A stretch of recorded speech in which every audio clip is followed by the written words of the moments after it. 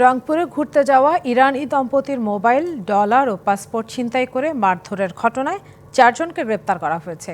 উদ্ধার হয়েছে ছিনতাই হওয়া ডলার, পাসপোর্ট সহ অন্যান্য জিনিসপত্র।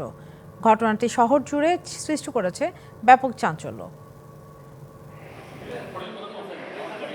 পহেলা জুন স্ত্রী ইয়াজদানজু ইয়াসমিনকে নিয়ে রংপুরে ঘুরতে আসেন ইরানি নাগরিক সেলিম রেজা হোসাইনি। পরদিন গুগল ম্যাপ অনুসরণ করে বেরিয়ে পড়েন জেলার বিভিন্ন দর্শনীয় স্থান ঘুরতে। সোমবার দুপুরে পথ ভুলে ঢুকে পড়েন তারাগঞ্জের দক্ষিণ ঘনিরামপুর এলাকায়। প্রচণ্ড তৃষ্ণার্ত অবস্থায় স্থানীয় রশিদুলের কাছে পানি পান করতে চান। কৌশলে তাদের বাড়িতে নিয়ে লুটে নেন সর্বস্ব, করা হয় মারধরও। খবর পেয়ে দুই বিদেশিকে উদ্ধার করে সেনাবাহিনী।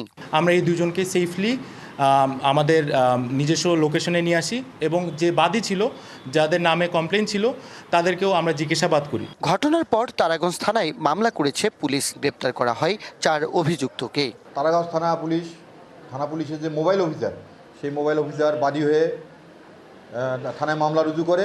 তৎপ্রেক্ষিতে মামলার তদন্তকারী অফিসার আসামি রশিদুল ইসলাম, মনোয়ারা বেগম, রাবেয়া বেগম ও মিরাজুল ইসলাম, এই 4 জনকে গ্রেপ্তার করে। তারাগঞ্জের এই ন্যাক্কারজনক ঘটনা লজ্জায় ফেলেছে পুরো জেলাবাসীকে। উত্তরাঞ্চলের মানুষ তারা অতিথিপরায়ণ, স্থায়ী নাগরিক হিসাবে আমি দুঃখ বোধ করছি, আমি লজ্জিত এবং আমি উদ্বিগ্ন। বর্তমানে ওই ইরানি দম্পতি ঢাকা ফিরে গেছেন।